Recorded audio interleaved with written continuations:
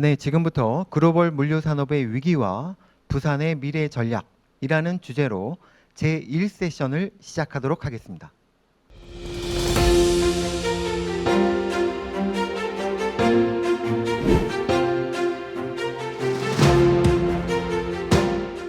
네, 안녕하십니까. 저는 클락슨스 코리아에서 근무하고 있는 윤구 차장이라고 합니다.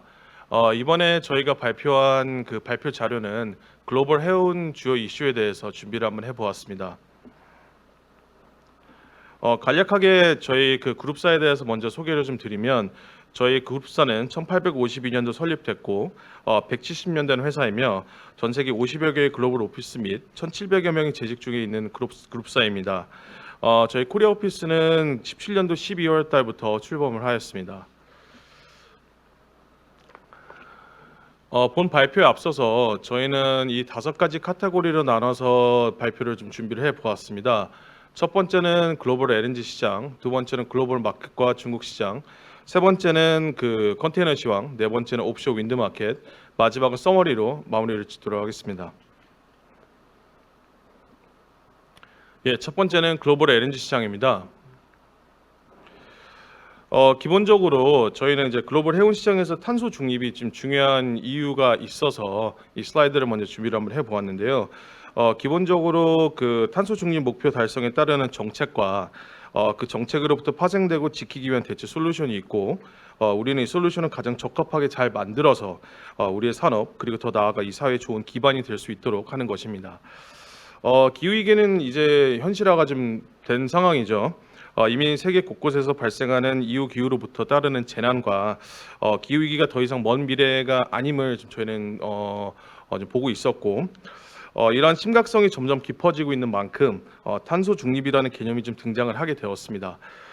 그래서 본 슬라이드에서 시작으로 좀 보시면 EU Fit 55부터 좀 보시면 되겠는데 이 개념은 1990년도 대비 최소 55%를 감축하자는 의미에 맞추어 기존의 제도 및 정책을 수정하는 Fit for 55 개념을 제안하기로 한 것입니다. 2023년도에는 이 외에도 두 가지 정책이 더 있는데요. 첫 번째는 EEXI죠. EEXI 같은 경우에는 선박 에너지 효율을 측정하는 지수이고 이는 국제회사 기구가 13년도부터 이후에 건조된 선박에 한해서 적용을 하였는데 23년도부터는 그 전에 이제 그 건조된 선박들에게도 적용을 하겠다라는 그런 제도로 보시면 될 것 같습니다. 다음은 이제 23년도에 또 추가적으로 텍스노미라는 또 제도인데요. 기본적으로 텍스노미 같은 경우에는 이제 분류의 개념으로 친환경 경제 활동하고 이제 이제 구분하는 기준점으로 좀 보시면 좀 될 것 같습니다.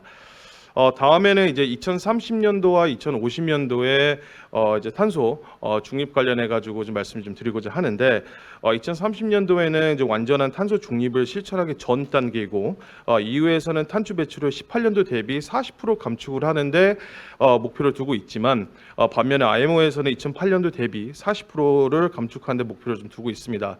50년도는 30년도 대비 좀 더 익스트림한데요. 50년도 같은 경우에는 EU에서는 제로 이미션을 좀 목표를 좀 두고 있고 IMO에서는 2008년도 대비 50% 감축을 지금 목표를 좀 두고 있습니다. 이러한 배경으로 우리 산업은 기후 위기에 잇따르는 그 정책에 부합하기 위해 다음 슬라이드부터는 관련 LNG 프로젝트에 대해서 좀 살펴보도록 하겠습니다. 예, 여기서 보시는 바와 같이 2026년도부터 글로벌 LNG 트레이드는 약 한 500 MTPA를 달성할 것으로 좀 전망이 좀 되고 있고요. 여기 보시는 그래프에서 보시는 바와 같이 21년도부터 26년도까지 약 5년 동안 40%의 상승폭이 좀 이루어지고 있습니다. 이 수치는 약 한 154 MTPA하고 좀 동일한 수준이고요.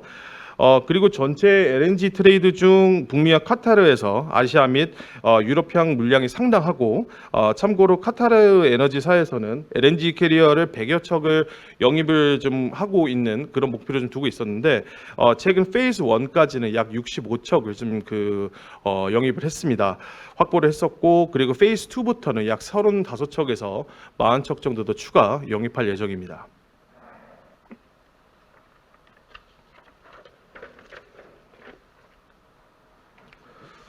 예, 그 다음은 뉴빌딩에 대해서 좀 살펴보도록 하겠습니다.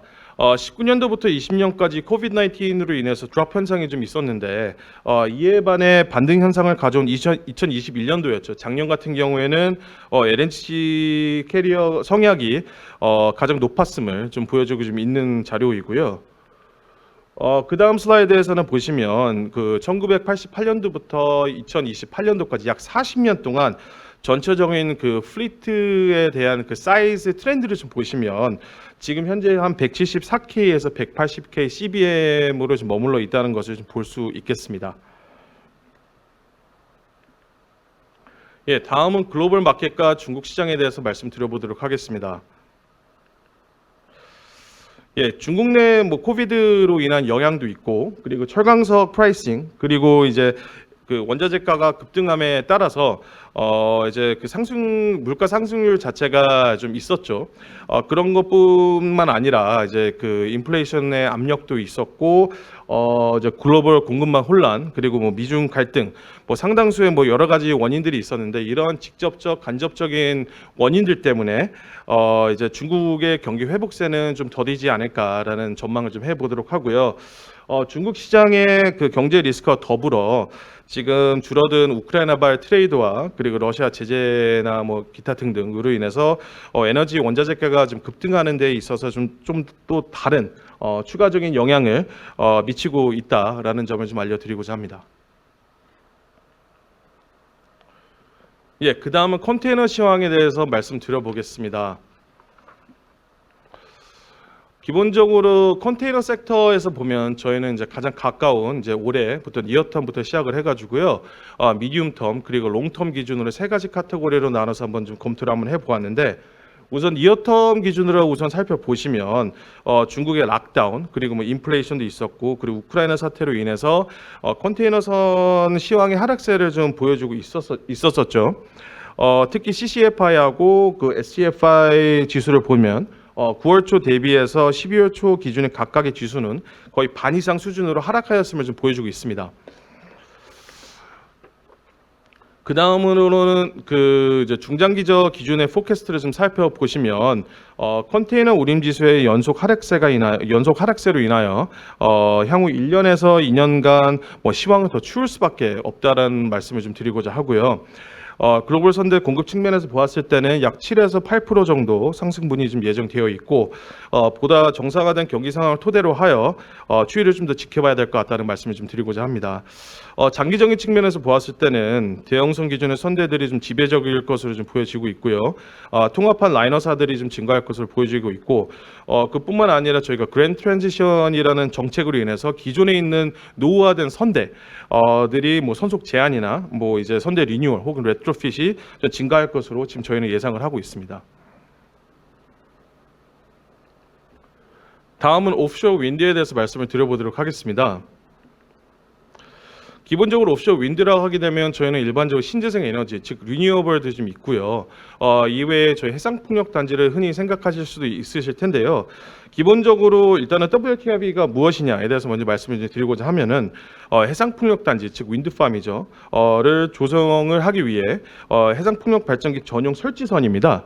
WTIV는 윈드 터바인 인스톨레이션 베슬의 지금 약자이고요. WTIV 자체는 자항 능력이 좀 추가되어 있기 때문에 해상 그 발전기를 설치 위치까지 운반을 하고 거기서 이제 그 잭업 시스템을 이용해서 설치가 좀 용이한 선박으로 보시면 될 것 같습니다. 물론 이런 윈드팜을 조성을 하기 위해서 뭐 그 이제 여러 가지 좀 다양한 옵션 선박들이 필요한데, 물론 당연히 여기서 보시는 바와 같이 여기 있는 특선들에서 국한을 할 수는 없겠지만요. 일단 기본적으로 해상풍력 단지를 구축하기 위해서 WTIV를 선두로 좀 두고 수십 대의 옵션 선박들이 좀 필요하고 있고요. 그 중에 가장 핵심 에셋이 WTIV이기 때문에 좀 말씀을 좀 드리고자 하는 겁니다. 참고로 WTIV 같은 경우에는 전 세계 선대가 100여 척이 좀 안 되는 상황이기 때문에 지금 사실 그 수요 대비 공급이 상당히 좀 부족한 상황임을 좀 말씀드리고자 합니다. 중요한 거는 저희는 기회를 좀 엿봐야 될 것 같은데, 일단 기본적으로 전 세계의 오퍼튜니티는 어떻게 되고 이제 한국의 오퍼튜니티는 어떻게 되는지 좀 살펴보았는데요. 기본적으로 물론 계획에 따라서 이거는 상이할 수 있습니다. 실제 상회할 수 있는데 원래 정책에 따르자면 2030년까지 한국은 12기가와트, 34년도까지는 20기가와트 설비 용량 확보 목표를 가지고 있었습니다. 또한 전국 운영 중인 60에서 현재 70여 개의 해상 풍력 단지가 좀 있는데요. 전체적으로 약 한 120메가와트 정도를 좀 발전을 하고 있고 현재 2030년도 대비 10% 조금 넘긴 수준임을 말씀드리고자 합니다. 예, 다음은 지금 이 슬라이드에 대해서 먼저 그 설명을 좀 드리기에 앞서서 상선 개념으로 좀 보자면 상선 만약에 신조 기준으로 좀 보면요, 크게 세 가지 카테고리로 좀 나눠지고 있습니다. 신조를 건조할 수 있는 그런 조선소 사이드가 있고, 그리고 그 선박 자체를 오닝을 하는 그런 선주사 사이드 있고요. 또 용선주가 있는데 이제 저희 해상풍력 관련된 오프쇼어 윈드 비즈니스 관련해서는 이게 저희는 크게 그 7가지 섹터로 좀 구분을 해 놓았습니다. 전체적인 이런 그 투자를 할 수 있는 투자자 베이스가 좀 있었고요. 디벨로퍼 및 오퍼레이터가 있었고, 그리고 실질적으로 윈드 터바인을 제작하는 터빈 제작사, 그리고 실질적으로 이를 모두 건설할 수 있는 EPC사, 그리고 선주사, 그리고 조선소, 그리고 정부 및 연구기관으로 좀 구분을 한번 해보았습니다. 그리고 무엇보다 가장 궁금해하실 만한 것들은 상선 같은 경우에는 기본적인 뭐 운임 추이가 있다 보니까 대략 그 이제 시황 정보를 좀 보시면 데이레이트를 좀 보실 수 있는데, 사실 상선 같은 경우에는 스탠다드화된 사이즈가 있죠. 예를 들어서 탱커 같은 경우에는 뭐 VLCC가 있고 아프라막스, 그리고 뭐 벌크 같은 경우 케이프 사이즈가 있고 여러 가지 등등이 있는데, 근데 사실 이제 특성 같은 경우에는 거의 대부분 다 테일러 메이드 베이스이기 때문에 뭐 특정한 스탠다드화된 사이즈가 없습니다. 그렇기 때문에 사실 특히 WTIV 같은 경우에도 사양이 매우 상이하고 있기 때문에 데이레이트가 많이 좀 그 천차만별이긴 한데요. 그럼에도 불구하고 통상 데이레이트로 보게 되면 USD 기준으로 10만에서 20만 달러를 뭐 사이에 왔다 갔다 하고 있습니다. 그리고 신조 성과 같은 경우에는 좀 2억 불에서 3.5억 불 정도로 좀 바라보시면 좀 될 것 같고요.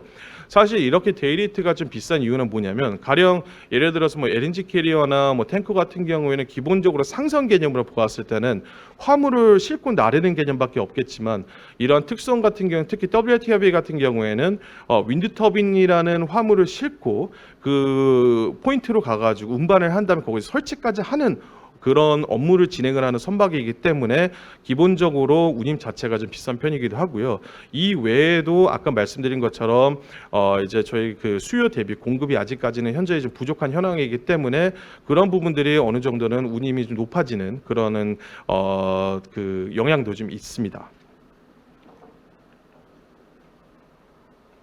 다음은 이제 서머리부터 이제 각 그 항목별로 좀 말씀을 좀 드리고 마무리를 짓도록 하겠습니다.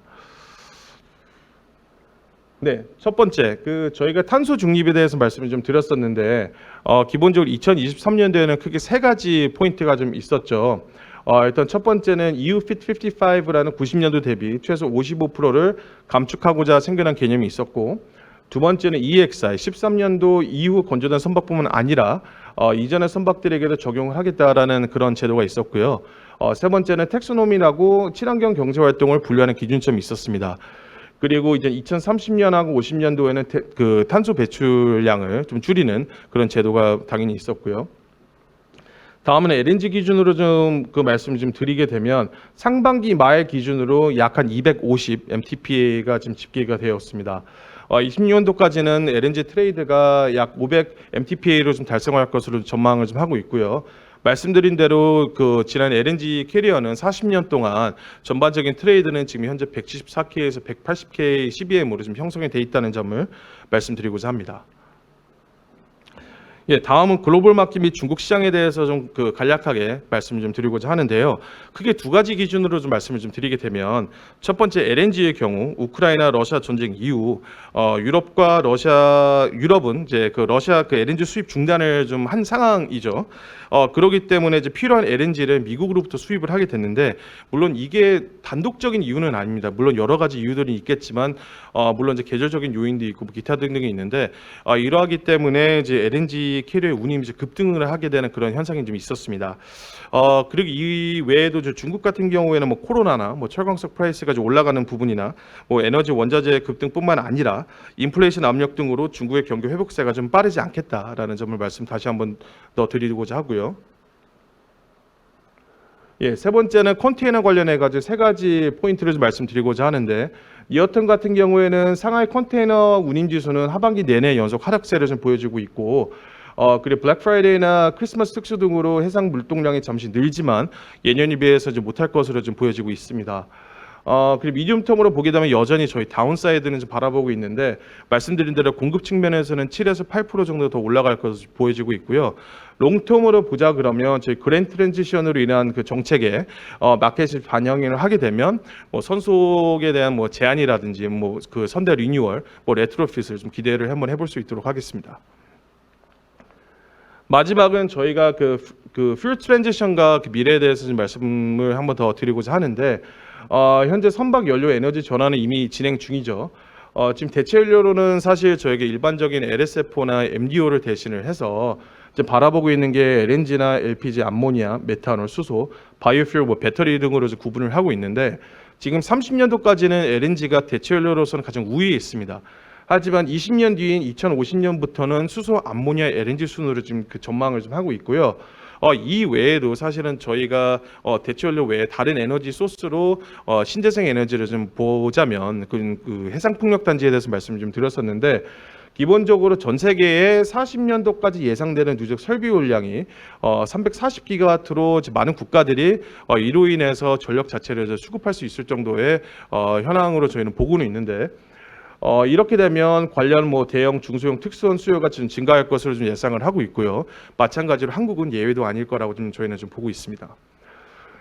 이러한 해상 풍력 단지를 구축을 하기 위해서는 말씀드린 대로 키 에셋인 WTIB가 반드시 필요한 현황인데, 말씀드린 대로 자항 능력이 좀 추가되어 일단 아무래도 그 설치 위치까지 운반하기 좀 용이하고, 잭업 시스템을 이용을 해가지고 설치가 용이합니다. 말씀드린 대로 데이레이트 같은 경우에는 10만에서 20만 달러를 좀 보고 있고, 신조 성과는 2억 불에서 3.5억 불 정도로 좀 보고 있고요. 가장 중요한 거는 대한민국은 어디서 스탠딩을 하고 있느냐가 관건인데, 기본적으로 30년도까지 한국은 12기가와트, 34년도까지는 20기가와트 설비 용량 확보를 목표로 좀 하고 있고, 지금 현재 운용 중인 60에서 70개의 해상 풍력 단지가 있습니다. 대한민국에. 여기서는 약 한 120메가와트 정도를 발전을 하고 있고요. 이 중에서는 2030년도 대비 약 10% 조금 넘긴 수준임을 말씀드리고자 합니다. 예, 여기까지 제가 준비한 발표는 마무리되었고요. 그 다음 세션 한번 좀 들어보시고, 그럼 저는 이제 토론 때 다시 한번 인사드릴 수 있도록 하겠습니다. 감사합니다.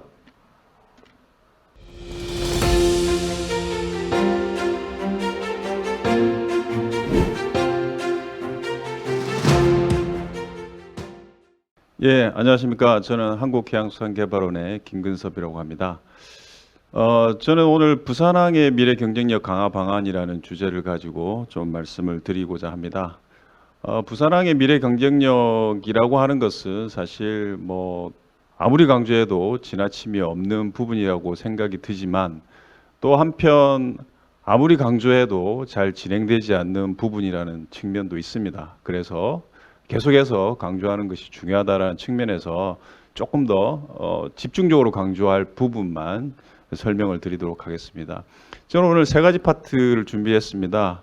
최근에 이제 글로벌 공급망 변화 속에서 항만이 어떠한 역할을 했는지를 간단하게 살펴보고, 그리고 그 와중에서 또는 그 이전부터 부산항이 어떤 위상을 차지하고 있었는지, 그런 위상과 더불어서 앞으로 닥쳐올 미래에 대해서 부산항은 어떤 준비를 하는 것이 중요한 것인지에 대해서 간략하게 말씀을 드리겠습니다.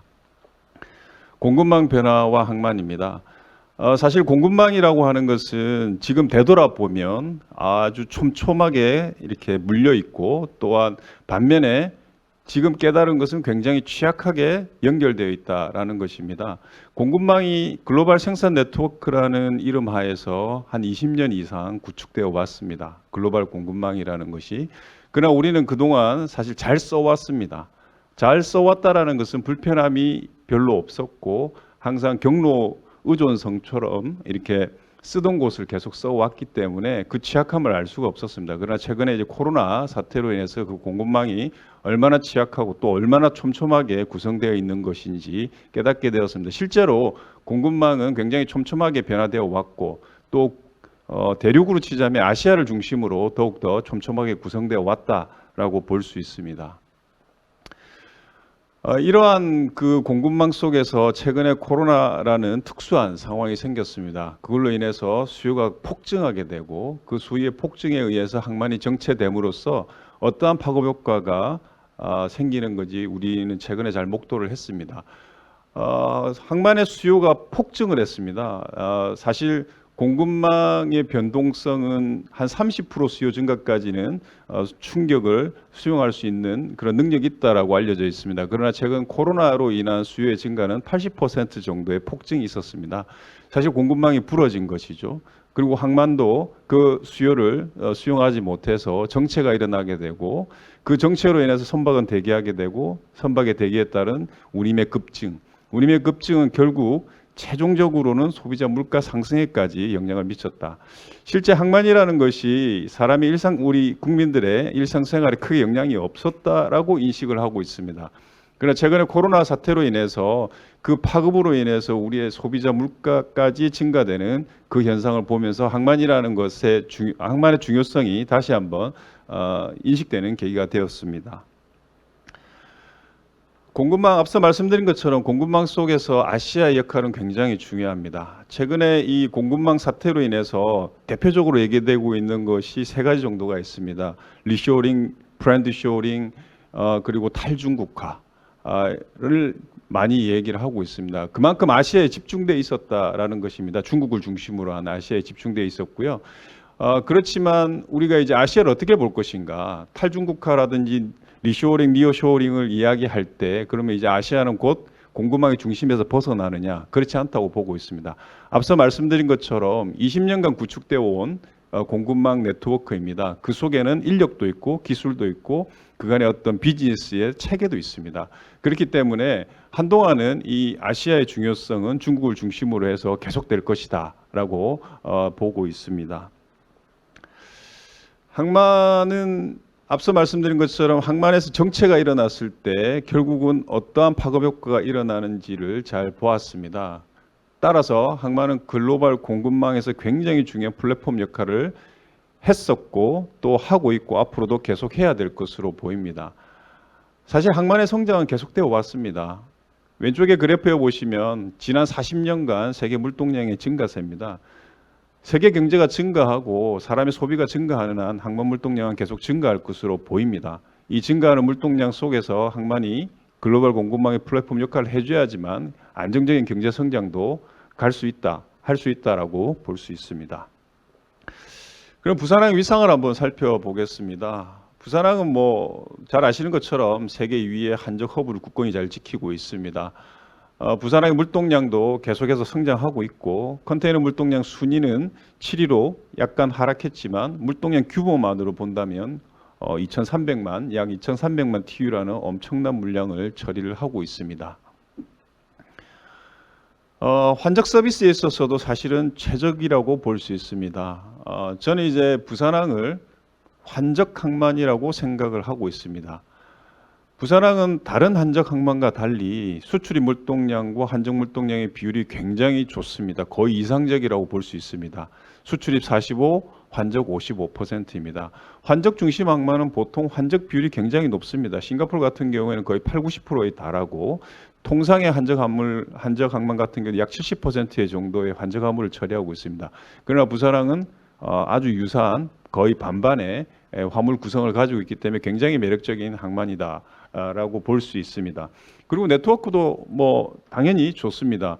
연결성도 굉장히 계속 좋아지고 있고 특히 소위 경쟁 항만이라고 할 수 있는 북중국 항만, 상하이항을 포함해서 북중국 항만 대비해서 북미 항로에 있어서는 사실 탁월한 경쟁력을 가지고 있습니다.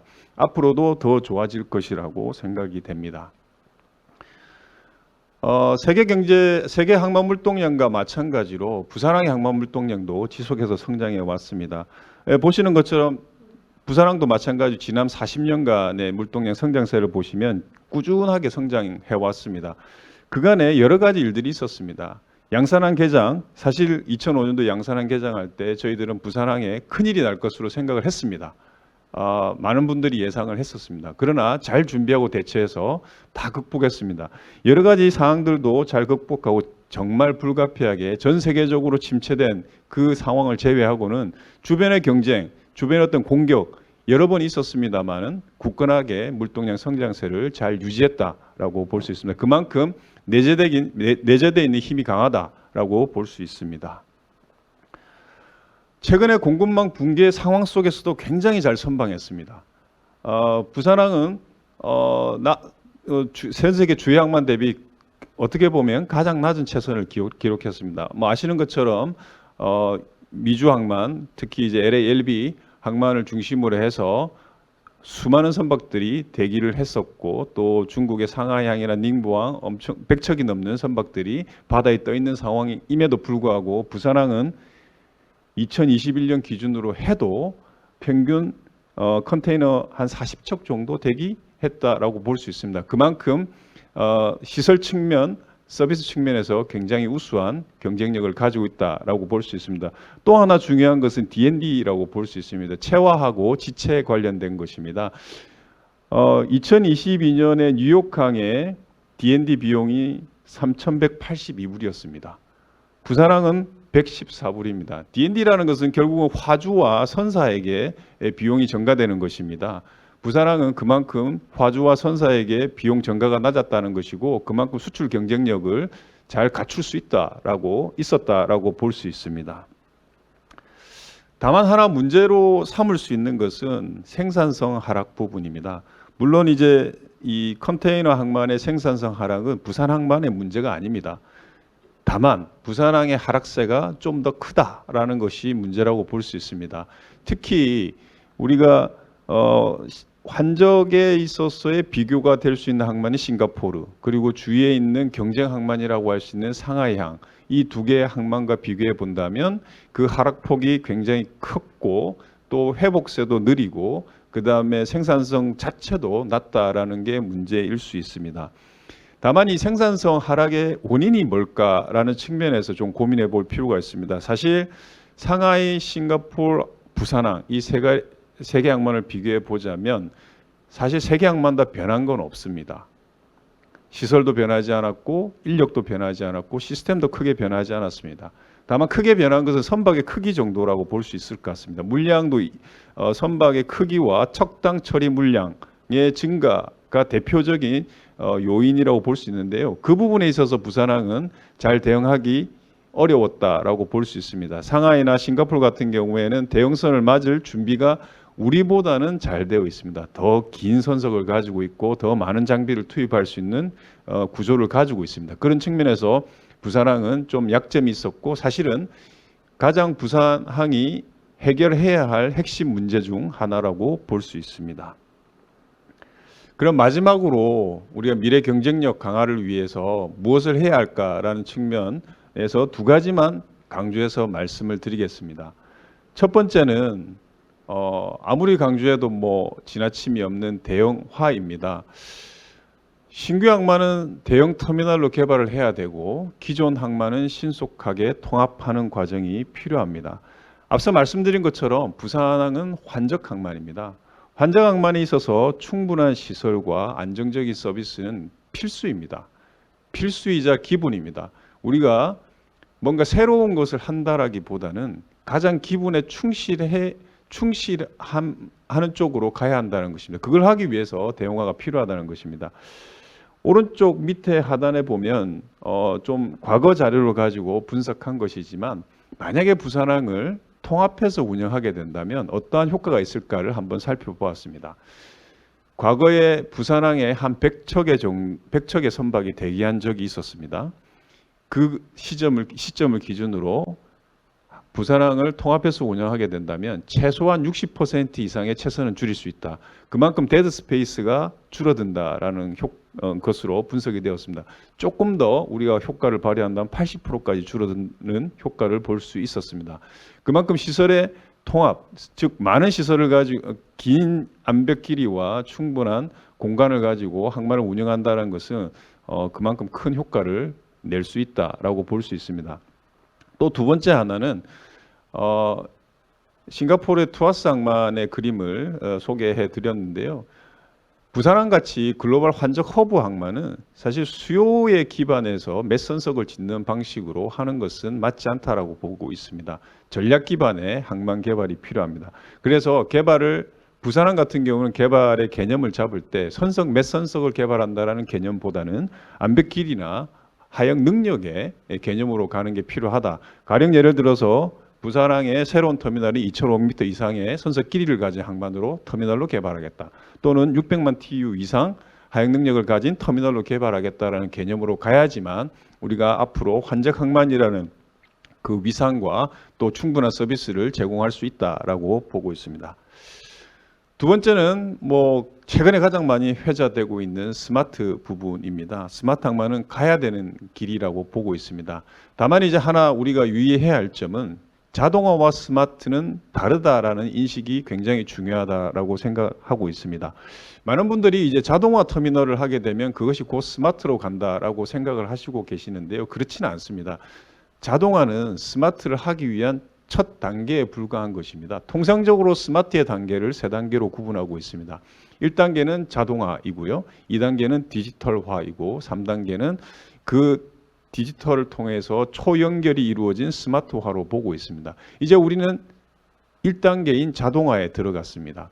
자동화도 통상적으로는 생산성에 대한 얘기를 많이 합니다. 그러나 잘 아시는 것처럼 자동화 터미널의 생산성에 대해서는 이견이 굉장히 많습니다. 예상보다 잘한다, 못한다라는 이견이 많습니다. 그래서 생산성보다는 오히려 안정성에 좀 더 포커스를 맞추는 게 필요할 것 같습니다. 그래서 참고 자료를 하나 보여드리고자 합니다. 최근에 저희 연구원에서 조사한 자료입니다. 동일한 항만 내에서 완전 자동화 터미널과 그렇지 않은 터미널을 가진 항만들을 가지고 비교를 해봤습니다. 로테르담, LA, LB항, 청도항, 양산항 요 4개 항만에는 완전 자동화 터미널도 있고 그렇지 않은 터미널도 있습니다.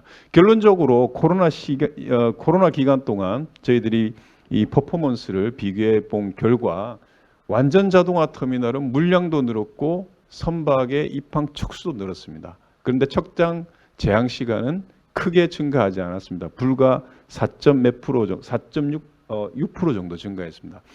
반면 그렇지 않은 완전 자동화 터미널이 아닌 곳은 물량도 줄었고 선박 척수도 줄었습니다. 그러나 제항 시간은 굉장히 많이 늘어났습니다. 여러 가지 인력 투입이라든지 장비의 투입 문제 측면에서 안정성이 취약했다고 볼 수 있습니다. 그런 측면에서 우리가 이 생산성도 좋지만 안정성에 좀 기반을 둔 자동화를 추진하는 것도 필요하다라는 측면이 됩니다. 두 번째로는 자동화가 이제 시작이 됐으니 디지털화를 시작할 단계라고 볼 수 있겠습니다. 결국 디지털화는 데이터입니다. 자동화가 이루어지고 디지털화를 우리보다 조금 더 앞서서 나가는 항만들이 가장 고민하는 부분은 사실 데이터 공유 부분입니다. 굉장히 말은 쉽습니다. 데이터 공유. 그러나 굉장히 실천하기 어려운 부분입니다. 그리고 이 축적된 데이터를, 이 공유된 데이터를 축적하는 것도 어렵고 데이터 웨어하우징 같은 개념도 사실은 우리가 빨리 시작을 해야 됩니다. 그리고 그 축적된 데이터를 무엇보다도 분석하는 게 중요합니다. 그 분석을 통해서 예측도 하고 최적화도 하고 개선도 하는 것이 필요하다라고 보고 있습니다. 그러나 이런 부분들에 있어서는 아직까지 우리가 갈 길이 멀다라고 보고 있습니다. 제가 자주 인용하는 말 중에 하나입니다. 우리가 디지털화를 하고 스마트화를 함에 있어서 여러 가지 기술 개발과 여러 가지 개선 작업을 하고 있습니다. 그러나 우리가 조금 조심하고 유의해야 할 것은 그것을 너무 크게 시작할 필요는 없다라는 생각이 듭니다. 그래서 기술적인 측면에서 가장 최근에 많이 회자되는 이야기가 작게 시작하라. 그렇지만 바로 시작하라. 그리고 조금씩 확대해 나가라라는 말입니다. 그래서 뭐든지 작더라도 시작하는 것이 곧 디지털화로 가는 길이다라는 생각이 듭니다.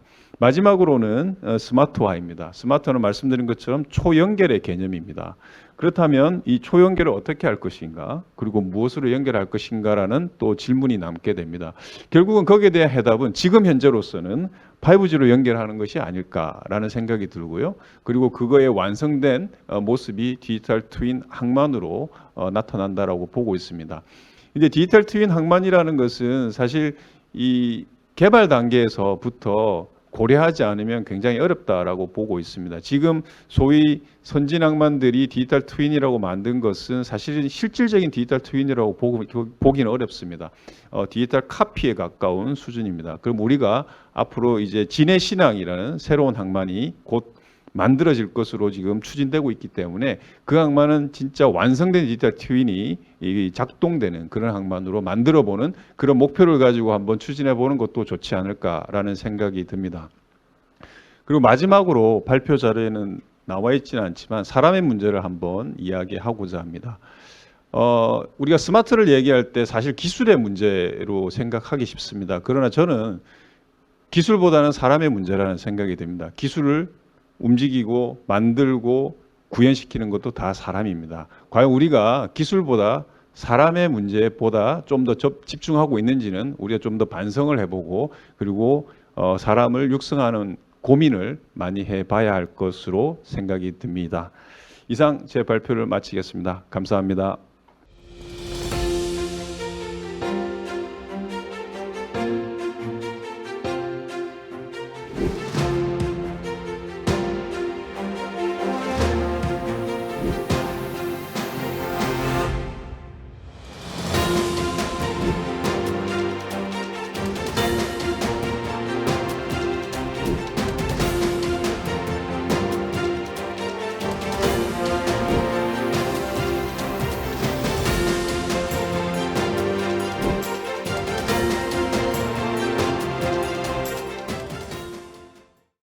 네, 안녕하십니까.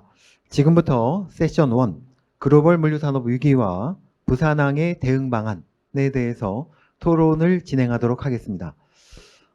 여러분 다 아시다시피 최근 러시아의 우크라이나 침공, 중국의 경제 봉쇄 정책, 그리고 미국과 중국의 치열한 무역 전쟁, 그리고 미국의 금리 인상 등이 글로벌 경제, 금융의 위기를 확산시키고 있습니다. IMF는 내년 세계 경제 성장률이 2%에도 미치지 못할 것이라고 발표를 했고, 우리나라의 내년 경제 성장률도 1%에 미치지 못할 것으로 이미 발표가 됐습니다. 이러한 전 세계적인 경제, 금융의 위기는 우리나라 해운항만 물류 항공산업에도 굉장히 부정적인 영향을 미칠 것으로 생각이 됩니다. 부산항은 제2신항 개발, 가덕도 신공항 개발 등 굉장히 대형 인프라를 구축을 하면서 새로운 혁신을 준비하고 있는데, 지금의 경제, 금융의 위기는 부산에게도 굉장히 큰 위기로 다가올 것으로 생각이 됩니다. 오늘 전문가분들을 모시고 이미 발표를 들었고요. 여기에 관련된 현황, 리스크를 체크해보고 대응 방안을 한번 생각해보는 시간을 갖도록 하겠습니다.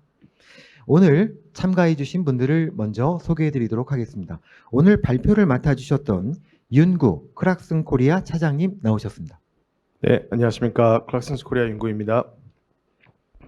네, 김근섭 한국해양수산개발원 항만연구본부장님 나오셨습니다. 예, 안녕하십니까. 다시 인사드리겠습니다. KMI 김근섭입니다. 네, 다음은 한종길 성결대학교 교수님 나오셨습니다. 네, 안녕하세요. 성결대학교 한종길입니다. 네, 다음은 유동근 한국해양대학교 교수님 나오셨습니다.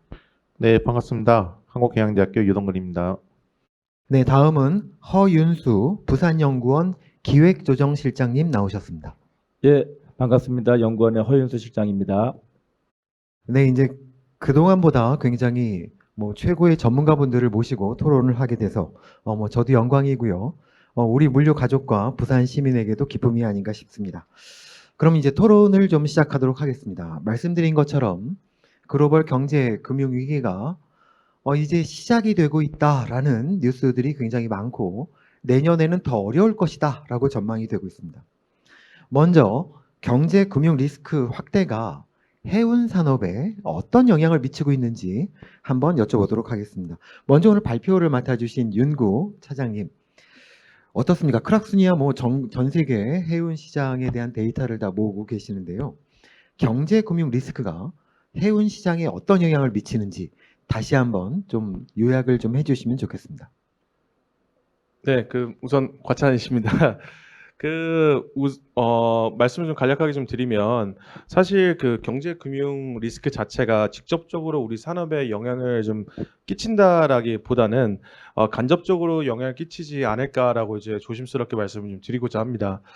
이 중에 가장 위협적인 리스크는 아무래도 운임 변동하고 유가 변동이 아닐까 싶은데요. 이러한 운임과 유가 변동은 특히 환경적인 요인과 계절적인 요인이 있는데, 이를테면 쉽게 생각하시면 겨울철에는 이제 보다 많은 이제 에너지를 소요를 하고 있기 때문에 LNG 운임 자체가 일시적으로 좀 올라갈 수도 있고, 이란 제재나 혹은 우크라이나 러시아 전쟁으로 인해서 유가 변동도 있을 수 있겠다라는 말씀 좀 드리고자 합니다. 그리고 우리는 이제 이럴 때 이러한 현상을 일명 시황 리스크라고도 좀 불리기도 하는데요. 예를 들어서 수요 측면에서 이제 화주들이 운임이 늘더라도 추가 운송 수단을 확보하기 어려운 점은 이제 공급 측면에서 신조선을 이제 건조를 했을 경우에 평균적으로 2년에서 3년 정도가 좀 소요가 좀 됩니다. 이러기 때문에 운임 변동에 즉각적으로 대응하기 좀 어려운 실정인데요.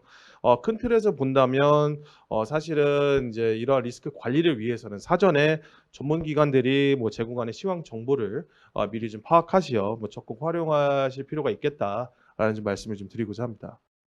네, 감사합니다. 부산 항이니까 컨테이너 중심으로 좀 한번 생각을 해보면 상하이 컨테이너 운임 지수가 1월 초에 최고치를 찍었다가 저번 주에 최저치를 찍었지 않습니까? 같은 연도인데 1월 달에 최고치를 찍었다가 이제 12월에 최저치를 찍었습니다. 이렇게 이제 큰 운임 변동이 전기선사들에게 있어서는 정말 이 시황이 빙하기로 접어드는 것처럼 느껴질 수가 있을 것 같고요. 이런 영향들을 한번 봤으면 좋겠습니다. 한종길 교수님, 경제금융 리스크가 해운 시장에 좀 어떤 영향을 미치는지 좀 고견을 부탁드리도록 하겠습니다. 네, 우리가 해운을 이야기할 때 해운 그 자체가 운송이고 운송은 파생 수요이고 국제 무역의 파생 수요. 그래서 국제 무역은 국제 정치 경제의 변화에 영향을 받지 않을 수가 없다라고 생각합니다. 그래서 해운과 관련해서 내년을 생각할 때 크게 한 3가지 정도 경제 금융 리스크가 해운에 주는 영향을 나눠 생각할 수 있을 거라고 생각합니다. 첫 번째는 전 세계 모든 국가들이 다 달려들어서 행하고 있는 인플레 억제 정책이고요. 두 번째는 중국 경제의 감속입니다. 이게 어느 정도까지 줄어들 것인가라고 하는, 성장률이 줄어들 것인가라고 하는 거고, 세 번째는 역시 미중 경제 갈등으로 나타나고 있는 동맹 그리고 경제 안보라고 하는 것이 해운에 큰 영향을 줄 거라고 생각합니다. 인플레 억제를 통해서 미국의 소비가 둔화되고, 그러면 아시아에서 미주 또 아시아에서 유럽으로 가는 수출 물동량이 줄어들 수밖에 없고, 또 미국의 경제 안보 정책이 강화되면서 내년은 아마 중국 봉쇄 정책이 해운에 영향을 주는 현실화되는 첫 번째 해가 될지 않을까라고 생각합니다. 또 중국 정부가 어느 정도의 경기 감속을 받아들일 것인가에 따라서 달라지겠지만, 중국의 수입 물동량이 감소할 것이다. 특히 그래서 원재료의 물동량이 감소할 것이다라고 하는 건 우리가 다 예측을 할 수 있을 거라고 생각합니다. 그리고 그런 것들은 벌크 시장에 큰 영향을 줄 것이고, 또 중국 정부가 팬데믹을 어느 정도 잘 관리할 수 있겠는가라고 하는 차원에서 다시 글로벌 공급 사슬에 영향을 크게 줄 수도 있겠다라는 생각을 합니다. 그리고 코로나19 그리고 또 미중 경제 갈등이 우리와 같이 자급자족이 불가능한 그런 경제 구조를 갖고 있는 현실 하에서 해운 물류의 안정성을 확보하는 것이 얼마나 중요한가라는 것을 우리한테 다시 한번 일깨워주는 그런 계기가 되었고요. 그래서 국가 차원에서 우리는 이런 해운이 이 경제 금융 리스크가 확대되면서 다시 한 번 더 어려움을 겪게 되지 않도록 잘 컨트롤할 필요가 있다라고 생각하고, 또 굉장히 마이너한 거지만 러시아하고 우크라이나 전쟁이 빨리 끝나지 않고 계속 이렇게 진흙탕 싸움으로 가게 되면은 결국은 가스라든지 석유라든지 곡물이라든지 하는 시장에 영향을 주게 될 것이고, 또 부분적으로는 상당히 주목받지 못하고 있지만 해운의 굉장히 중요한 부분 중에 하나가 선원 공급 시장으로서의 러시아 그리고 우크라이나 선원들이 시장에 공급되지 않음으로 인해서 지금 전 세계에서 선원 수급에 굉장히 어려움이 나타나고 있고, 그것이 년 이후에도 계속 전쟁이 계속된다면 해운에 또 영향을 주지 않게 되는가라고 생각합니다. 네, 말씀 감사합니다. 지금 이 리스크가 해운 시장 전반적으로 굉장히 중요한 영향을 미치고 있고, 이것이 굉장히 긍정적으로 나타나는 분야도 있고, 또 부정적으로 나타나는 분야도 있고, 결국은 공급 사슬의 문제가 가장 심각할 것 같다라는 지적을 해주셨습니다. 예, 유동근 교수님께도 좀 말씀 부탁드리겠습니다. 이 리스크 확대가 해운 시장에 좀 어떤 영향을 미치고 있는지 좀 크게 한번 짚어주시면 좋겠습니다. 네, 지금 우리가 겪고 있는 세계 경제 여건, 그리고 국내 경제 여건뿐만 아니고, 이러한 최근에 보면 인플레이션, 그리고 이제 금리 인상, 이런 모든 것들이 경제적으로 상당히 어렵게 만들고 있고, 이러한 세계 경제뿐만 아니고 국내외적으로 이제 경기 침체가 결국 해운 수요에도 영향을 미칠 수밖에 없습니다. 이 해상 운송이라는 것은 국제 무역과 밀접하게 관련이 있고, 또 국제 무역은 경제 성장과도 밀접하게 관련이 있습니다. 저와 같은 이러한 경제 침체라든지 경제 성장률 둔화는 결국 해상 운송 수요를 감소시키는 원인이 되고, 해상 운송 수요가 감소된다 그런 것은 결국 해상 운임이 하락하게 되고 선사들의 이제 수익이 줄어드는 것이죠. 최근에 우리가 코로나로 인해서 사실 컨테이너 운송 운임이 급등했습니다. 이것은 전혀 예기치 못한 그런 현상이 나타났고요. 이러한 운임 급등이 이제 이런 미국 항만의 선박 대기 현상이 나타나고, 그리고 항만의 원활한 하역 작업이 이루어지지 못하기 때문에 이런 현상이 또 나타났습니다. 결국 세계 물류의 공급망 사슬이 불완전한 그런 현상이 나타난 것이죠.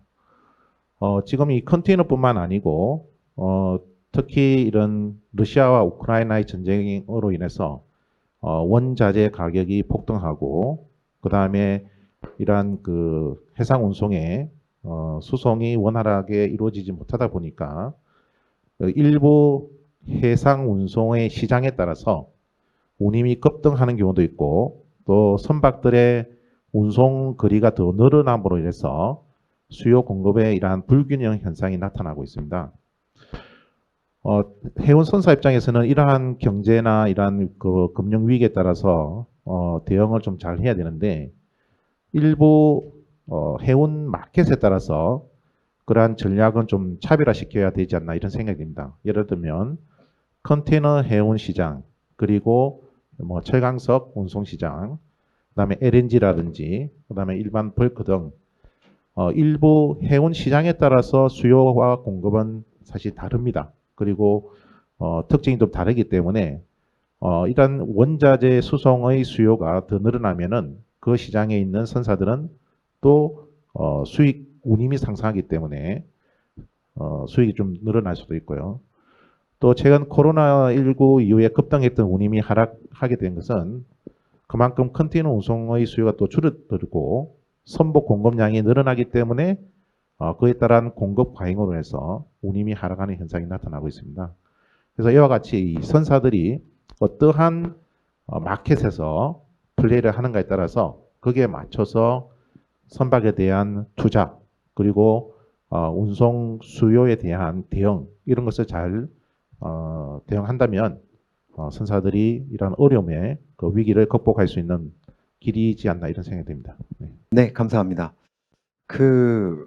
지금 전 세계적인 리스크가 발생이 되면서 아까 말씀드린 것처럼 내년 세계 경제 성장률이 2% 이하로 떨어질 거라고 예상이 되고 있는데 실제로 이제 많은 학자들은 2%가 아니라 1% 달성도 어려울 것이다 라고 주장하는 외신들도 상당히 많습니다.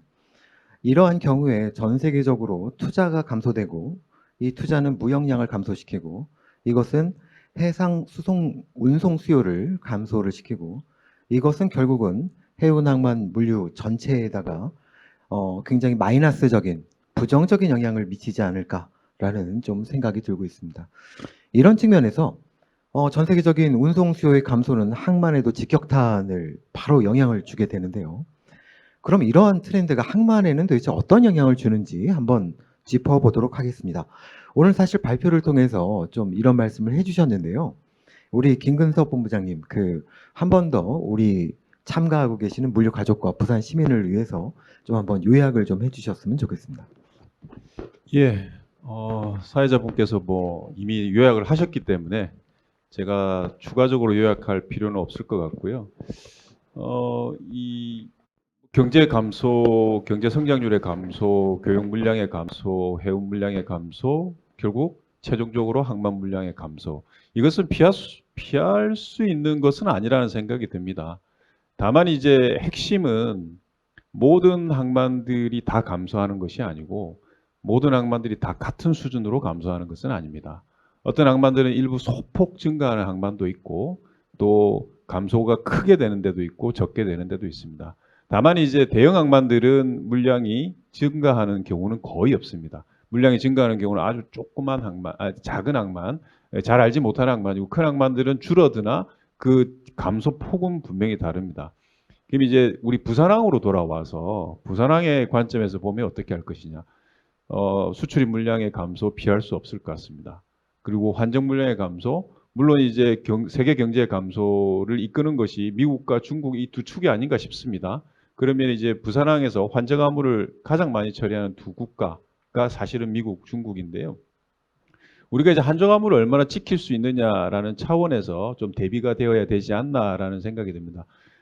감소를 피할 수는 없지만 그 감소폭을 방어하는 전략으로 가야 되는 게 중요하다라는 생각이 듭니다.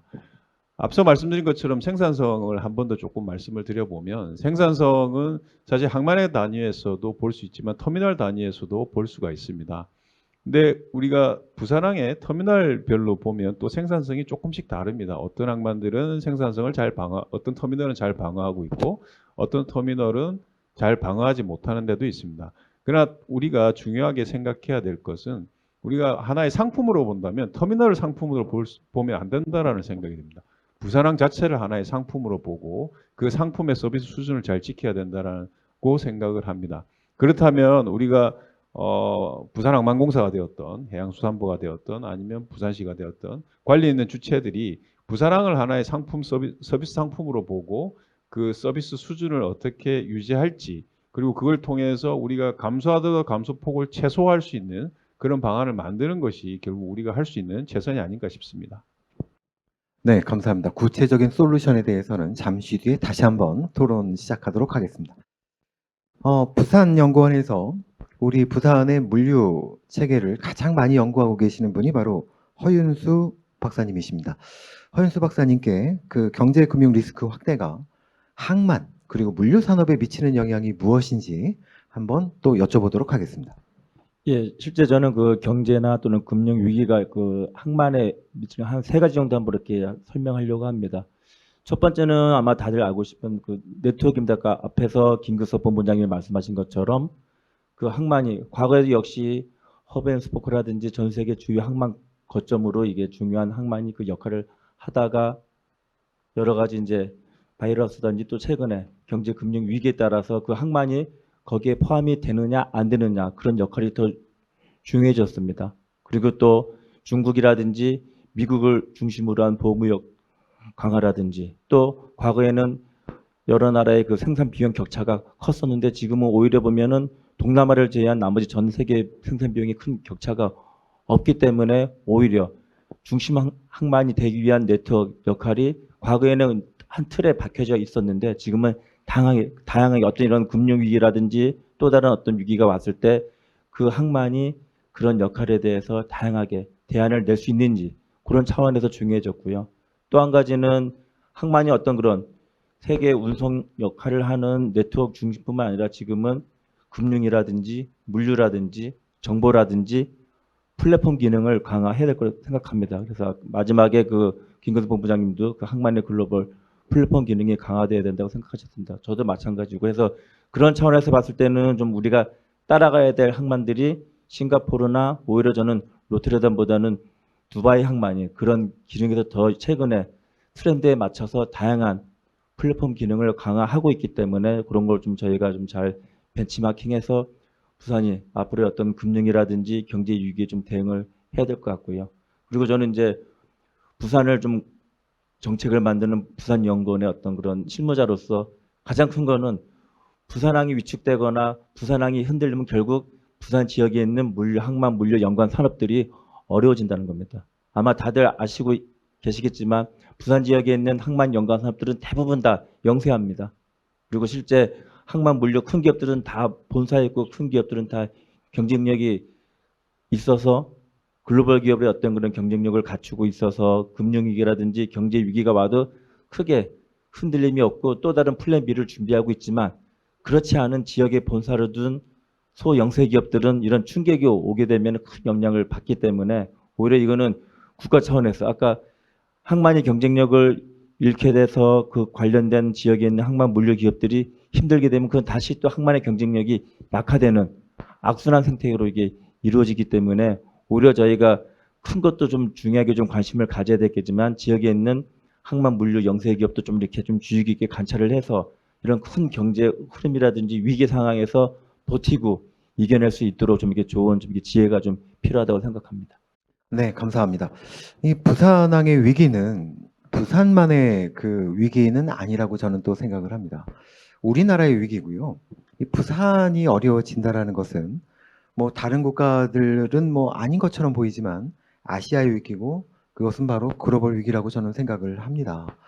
오늘 이 토론자분들께서 말씀해 주신 리스크를 좀 몇 가지 정리를 해보면 뭐 금융 경제 리스크에 내년 경제 성장률이 하나가 있는 것 같고요. 그다음에 인플레이션이 있어서 여기에 따른 국제적인 그 구매력이 어떻게 될 것이냐. 이것이 전체적인 무역량과 해상 물동량이라는 점. 또 한 가지가 중국과 미국인 것 같습니다. 중국과 미국의 요새 굉장히 치열하게 벌어지고 있는 무역 전쟁이 지금 뭐 반도체부터 시작을 해서 전 세계적인 글로벌 공급망을 나눠 놓으려는 시도들이 이루어지고 있고 그리고 중국산 화물에 대해서 중국산 부품에 대해서도 뭐 이것을 수입하거나 이것을 사용하는 경우에는 미국에서 다양한 제재를 가하고 있습니다. 이렇기 때문에 이제 하버드 비즈니스 스쿨의 이번 연구 보고에 따르면 나중에 이제부터 다시 냉전 시대가 돌아야 하는 것이 아니냐라는 우려도 있습니다. 냉전 시대가 바로 옛날에 구소련과 중공, 그 당시엔 중공이었죠. 그리고 이제 자유지역을 나눠서 두 지역이 뭐 무한 경쟁을 벌였던 시기입니다. 그런데 지금은 글로벌 공급망도 다시 신냉전 시대로 돌아가는 것이 아니냐. 그리고 글로벌화라는 것이 종식되는 것이 아니냐라는 우려도 낳고 있습니다. 저는 이러한 측면들이 해운이나 항만 시장에 그리고 글로벌 물류 시장에 굉장히 막대한 영향을 줄 것으로 생각이 됩니다. 그래서 뭐 아까 말씀하신 것처럼 중국이라는 그 거대한 국가를 우리가 무시할 수도 없고 미국이라는 그 거대한 국가를 무시할 수도 없고 우리는 도대체 무엇을 해야 되느냐라는 것이 굉장히 숙제인 것 같습니다. 네, 지금부터는 이러한 글로벌 금융 경제 위기에 대해서 기업들은 어떻게 대응을 하고 있는지에 대해서 한번 살펴보도록 하겠습니다. 먼저 해운 산업의 기업들은 어떻게들 대응하고 있는지 굉장히 궁금합니다. 먼저 윤구 크락슨 우리 차장님께서 좀 말씀 부탁드리도록 하겠습니다. 네, 우선 해운 산업의 최근 트렌드와 주요 이슈에 대해서 먼저 말씀을 좀 드리자면 선박 연료와 에너지 전환이라고 좀 볼 수 있겠습니다. 우리는 이미 MDO나 LS4 등 현 시장에서 가장 보편화된 연료이자 오랜 기간 동안 활용한 선박 연료이기 때문에 가장 익숙해져 있는 상황인데요. 하지만 뭐 기존 선박 연료의 고갈은 좀 멀지 않기 때문에 우리는 반드시 선박 연료 에너지 전환을 해야 되는 실정입니다.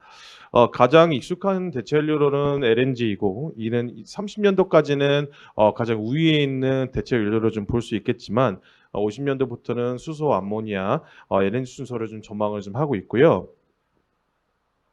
이에 따라 저희 업계는 저희 전체적인 인더스트리 같은 경우에는 이런 대체 연료를 활용한 DF 추진 선대를 좀 늘리고 운용을 해야 되지 않을까라고 좀 말씀을 좀 드리고자 합니다. 또 다른 이슈를 좀 꼽자면 좀 해상 풍력을 좀 볼 수 있는데요. 현재 전망으로는 2040년까지 전 세계 해상 풍력 누저 설비 용량이 약 한 340기가와트로 육박할 것으로 좀 보여지고 있고요. 많은 국가들이 이로 인해서 수요 충족을 좀 할 수 있을 것으로 저희는 좀 보고 있습니다. 그래서 한마디로 저희는 어떻게 바라보냐면 매우 조심스러운 발언이긴 하지만 기존의 트레이드 패러다임이 좀 바뀔 수도 있겠다라는 좀 말씀을 좀 드리고자 하고요. 또한 이로 인해서 오프쇼어 수요 자체도 좀 증가를 할 수 있지 않겠나라는 좀 말씀을 좀 드리고자 합니다.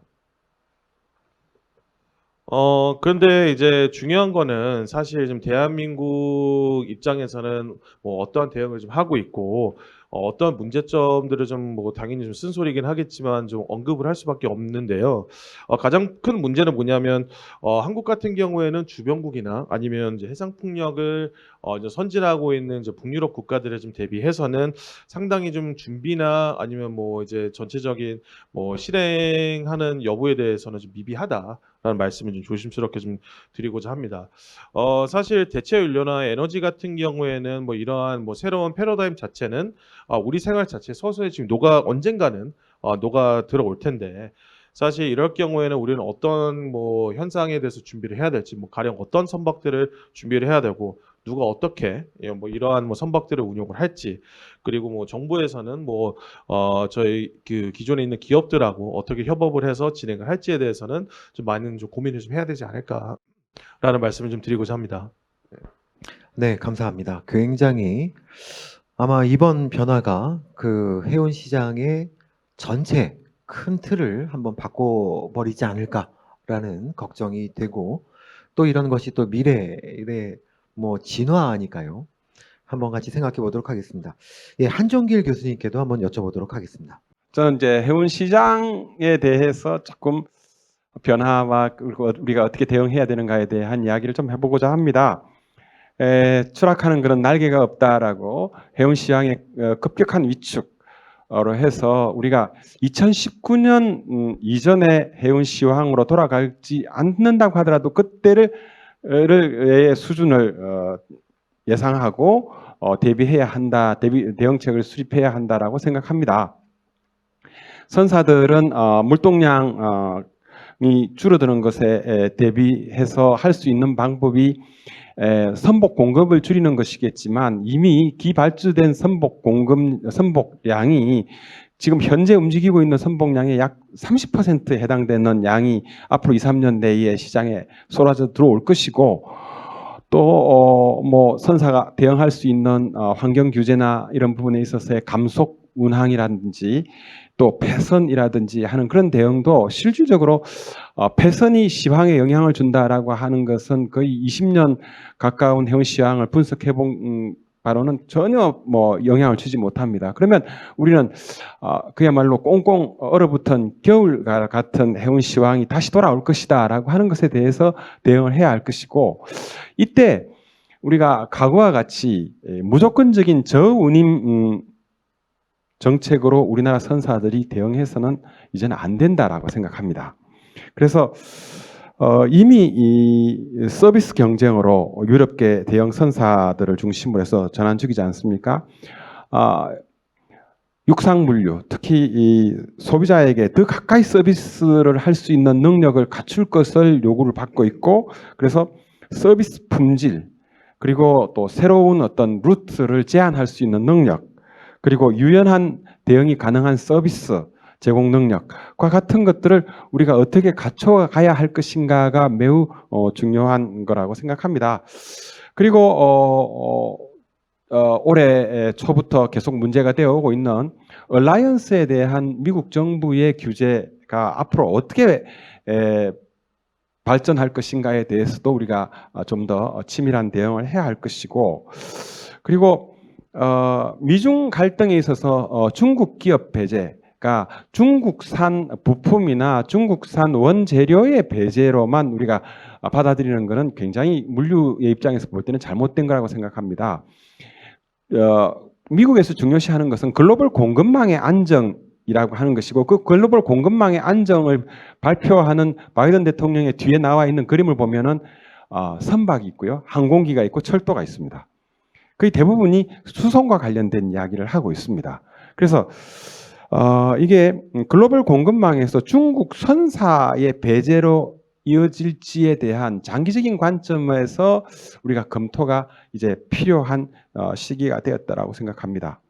그리고 탄소 중립 실현을 위한 그 해운 부분의 대응에 있어서 연료라든지 추진 기관의 그런 획기적인 변화가 지금과 같이 지금보다 또 한 단계 더 업그레이드된 그런 추진 기관을 어떻게 우리가 만들어낼 수 있겠는가라고 하는 것은 우리가 갖고 있는 조선과 해운을 같이 갖고 있다라고 하는 그런 강점을 잘 활용할 수 있는 기회가 되지도 않겠는가라고 생각합니다.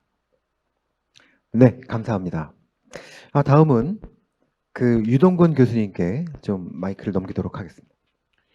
네, 지금 현재 해운 업계가 겪고 있는 이 위기는 이번만은 아닙니다. 우리가 이제 해운 경제를 살펴보면 항상 사이클이 해운 경기 주기가 있었습니다. 보통 해운 경기 주기는 한 10년 주기가 있다라고 이야기를 하고 있습니다. 최근에 보면 97년도 우리가 IMF 때 그때도 해운 위기가 있었고, 또 2008년도 글로벌 금융 위기에 따라서 해운 업계는 상당히 힘들었습니다. 그리고 최근 코로나로 인해서도 단시간 내에 해운 컨테이너 해운 시황은 급등했지만 그 이후에 지금 어느 정도는 운임이 다시 하락하는 추세에 있습니다. 이런 사이클에 있어서 해운 기업들이 대응할 수 있는 방안들은 사실 몇 가지로 한번 제가 말씀을 드려보면요. 일반적으로 이 경기에서 살아남기 위해서는 공급을 조절하는 것이 가장 바람직합니다. 하지만 이 공급을 단시간에 해운 공급을 줄이기는 상당히 어렵습니다. 이미 건조된 선박을 그 공급량을 줄인다는 것은 물리적으로는 상당히 어려운 상황이고, 이러한 물리적 상황을 극복하기 위해서는 하나의 방법은 선사들이 어떻게 보면은 공동 운항을 하는 형태로 해서 선목량을 좀 조절할 수 있는 이런 방법들이 있을 수 있습니다. 특히 개별 선사의 경우에는 직접 자가 선박들을 가지고 영업하기에는 이런 경기 침체기에는 상당히 어렵기 때문에 벌크 선단을 중심으로 해서 이런 풀링 제도가 있습니다. 풀링 제도를 활용함으로 해서 선사들이 가지고 있는 이 영업의 한계, 그다음에 수익성을 개선할 수 있는 이런 방법을 또 모색할 수 있는 방법이 있고요. 그다음에 이제 우리 컨테이너 산업에 보면은 얼라이언스가 현재 결성이 되어서 시장 지배력을 거의 한 80% 이상이 얼라이언스 선사들이 컨테이너 시장을 지금 장악을 하고 있습니다. 그래서 이런 컨테이너 선사들 간의 이러한 제휴를 통해서 좀 위기를 극복할 수 있는 또 방안이 있을 수 있습니다. 그리고 중장기적으로 보면은 앞서 발표자분뿐만 아니고 토론자께서는 말씀하셨듯이 기후 변화, 기후 위기에 따라서 탄소 감축이 지금 당면한 과제이고, 이러한 탄소 감축에 따라서 이 IMO를 중심으로 한 국제 규범이 생겨났습니다. 그래서 선사들은 이러한 탄소를 줄이기 위한 친환경 선박을 건조해야 되고 또 투자를 해야 되고 또 그런 선박을 또 운항을 해야 됩니다. 그래서 중장기적으로 선사들 입장에서는 이러한 친환경 선박에 투자를 해서 앞으로 이러한 위기 대응에 발빠르게 그런 선박에 대한 교체 작업을 또 해야 되지 않나 이런 생각이 듭니다. 이야기는 이러한 위기가 새로운 또 기회가 될 수도 있고 또 새로운 시장이 창출된다라는 측면에서 선사들은 새로운 그런 경영 전략을 수립해야 되지 않나 그런 생각이 들고요. 그리고 우리 또 발표자 분께서 말씀하셨던 해상 풍력 발전을 하기 위한 전용 선박에 대한 수요가 지금 늘어나고 있지 않습니까? 이런 새로운 시장에 대한 선사들의 투자 이런 부분도 함께 고민을 해봐야 되지 않나 이런 생각이 듭니다. 네, 감사합니다. 해야 될 것이 그리고 대응해야 될 것이 너무나 많아서 참 걱정입니다. 다음은 항만 물류 산업에 있어서 기업들은 어떻게 대응하고 있는지 한번 살펴보도록 하겠습니다. 우리 김근섭 본부장님. 예, 항만은 해운하고는 조금 다를 것 같습니다. 아시는 것처럼 항만은 그 움직임이나 변화가 굉장히 느린 구조로 되어 있습니다. 뭔가를 하나 만들려고 해도 사실 계획부터 실제 만들어지는 데까지 약 10년 가까이 걸리기 때문에 사실 항만의 대응이라는 것은 중장기 대응일 수밖에 없습니다. 그럼에도 불구하고 최근에 그 맥킨지에서 조사한 바에 따르면 한 달 이상 공급망 붕괴가 지속된 사례가 최근에 한 3.7년 주기로 나타났다고 합니다. 앞으로도 그럴 것 같습니다. 이 공급망 교란이라는 것은 계속해서 나타날 수밖에 없고 그렇다면 항만은 중장기적으로 준비를 해야 되는 것이고 거기에 대비해서 주요 항만들이 하는 것은 결국은 확장입니다. 확장은 이제 안정성에 좀 포커스를 맞춘 것이고요. 확장이라고 해서 뭐 대규모 확장이라기보다는 어떤 수요의 충격에 대비할 정도의 확장은 필요하다.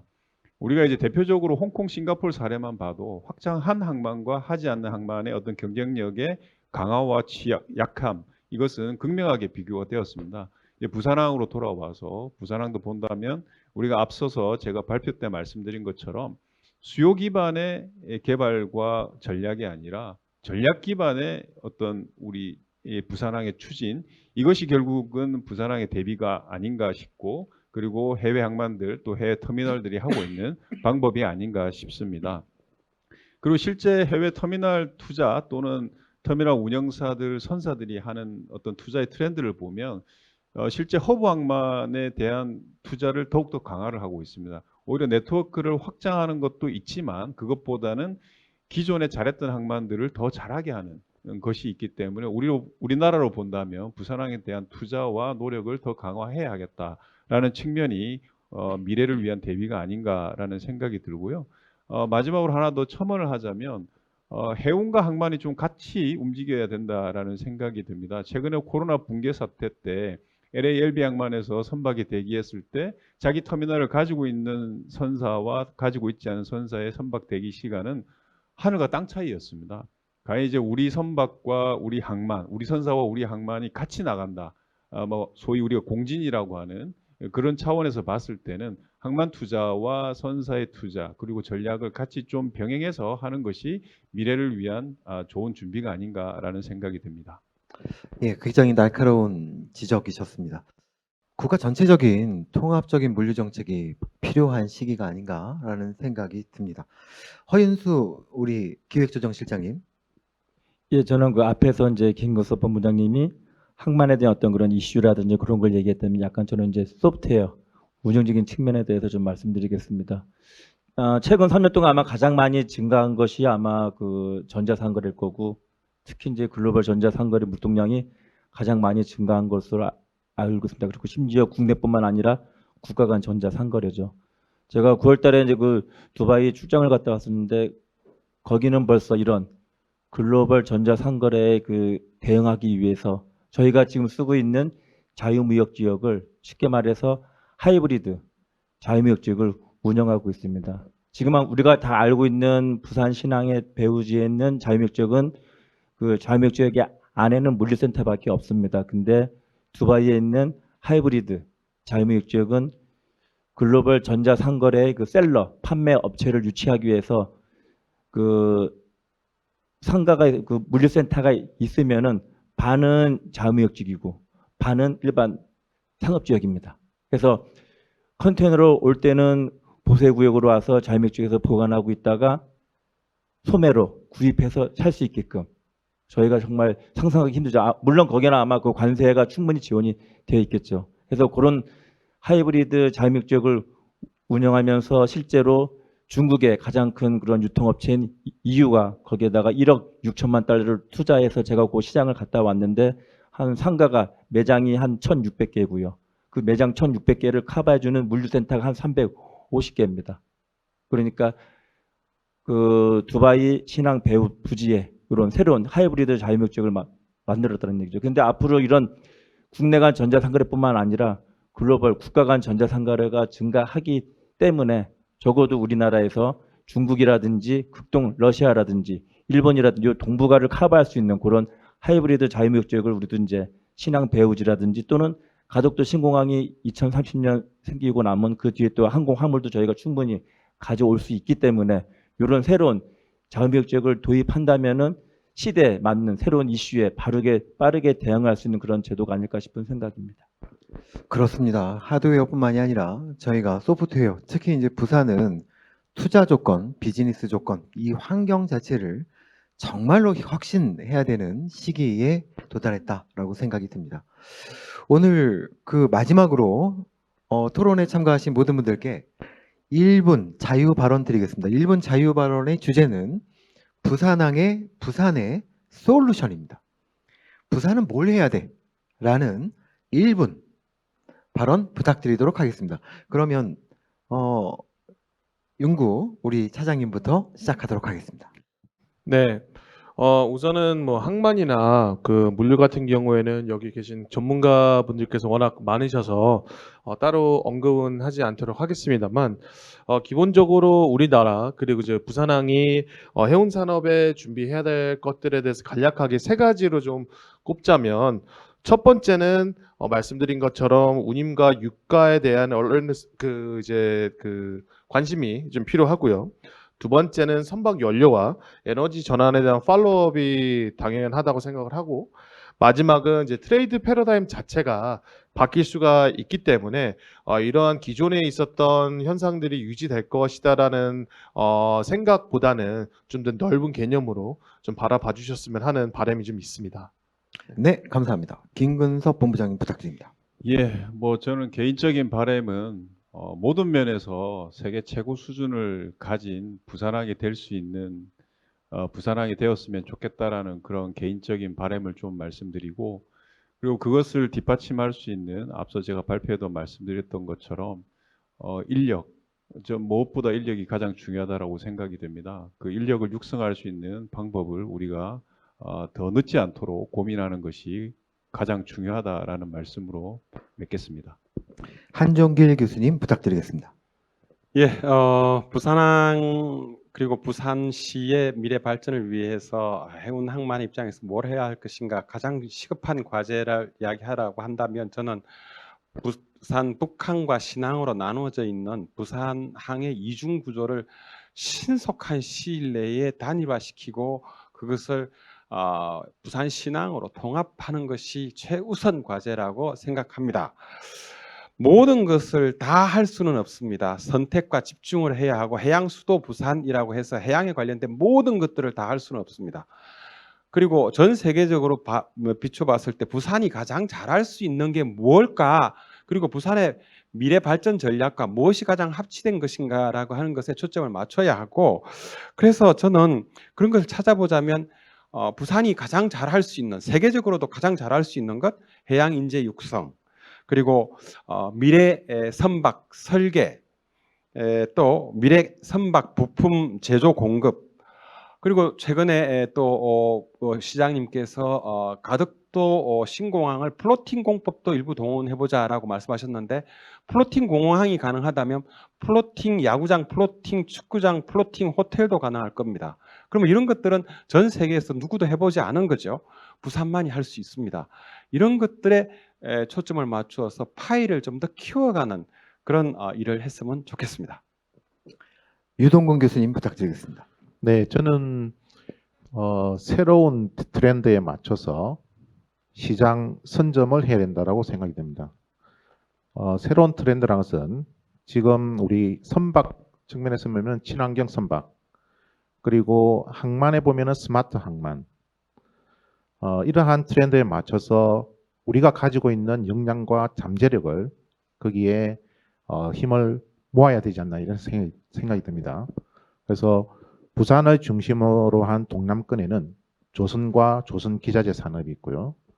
그리고 부산항은 세계 7위의 또 항만이면서 세계 2위의 한적 항만입니다. 이러한 미래의 스마트 항만을 선도적으로 부산항이 만들어 간다면 우리나라의 해운 항만 물류 산업이 성장하게 되고 또 거기에 뒷받침할 수 있는 해양 인재를 양성하는 것이 무엇보다도 필수적이다.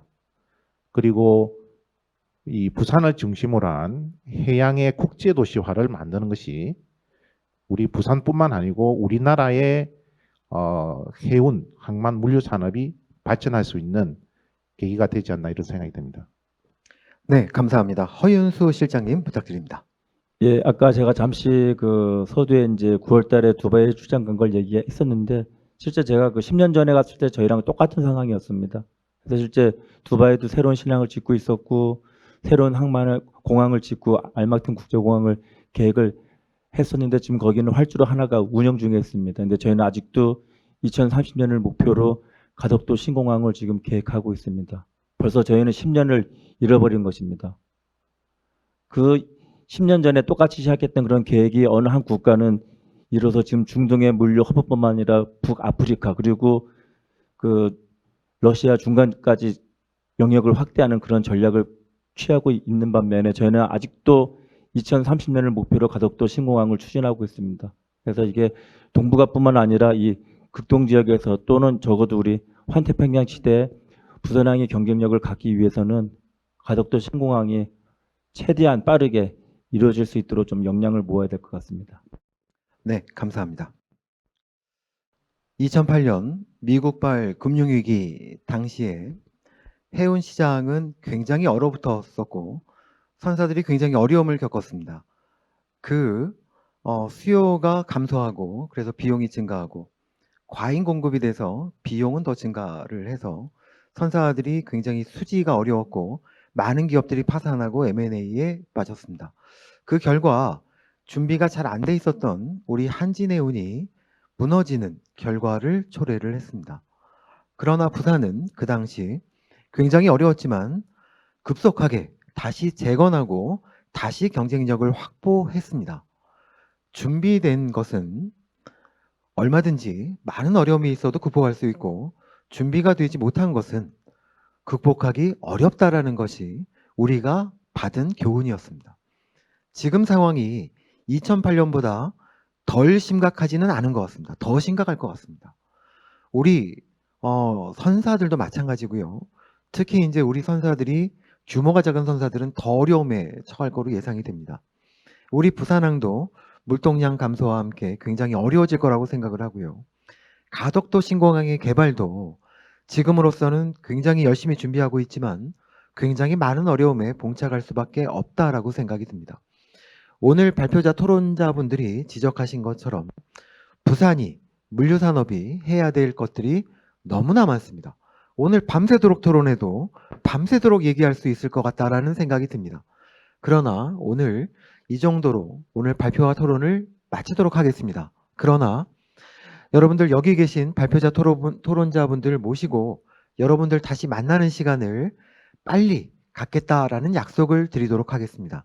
함께 지혜를 모으고 함께 마음을 모아야 되는 시기가 아닌가 생각이 듭니다.